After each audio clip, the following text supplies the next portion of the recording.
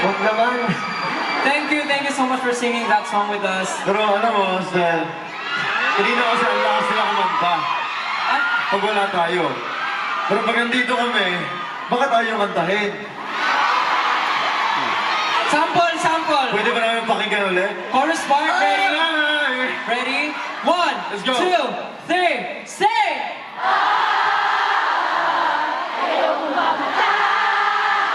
Yeah. Let's go! Louder!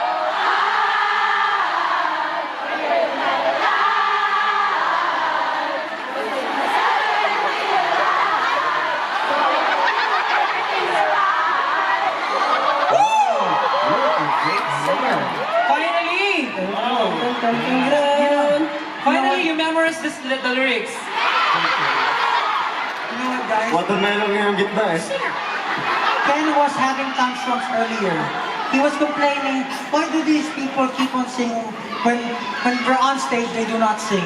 So, next time, sing always, ha?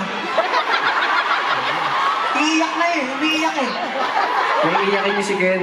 Kasi, Ano? Kasi they were saying na, earlier you were saying na, why do these people sing when we're not on stage? Yeah. Come on, man. But when we're on stage, I'm so disappointed, you know? Sing it. If I say sing it, then you sing it. Right.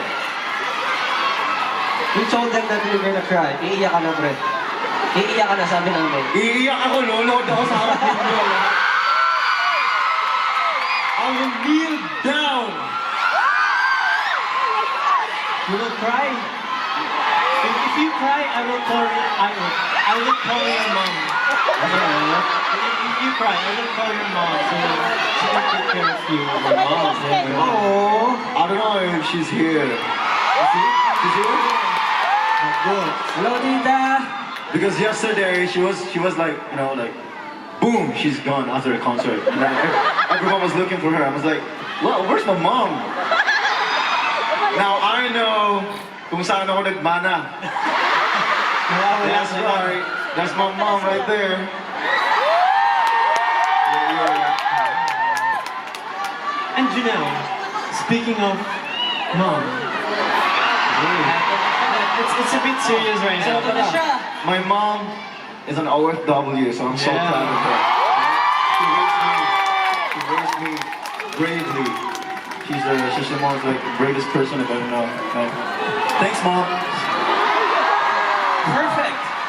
Speaking of mom and speaking of OFW, we know that tons of Filipino workers are here in Hong Kong working for their families, for their loved ones. Who are here are OFWs. Yeah, and I know that's the reason why you sing Ayokong Mamatay, because I know you have tons of dreams for your family, for your loved ones. And I know you're not just here working like as a parent or as a kid far away from your parents. You're also here for yourselves and for your dreams.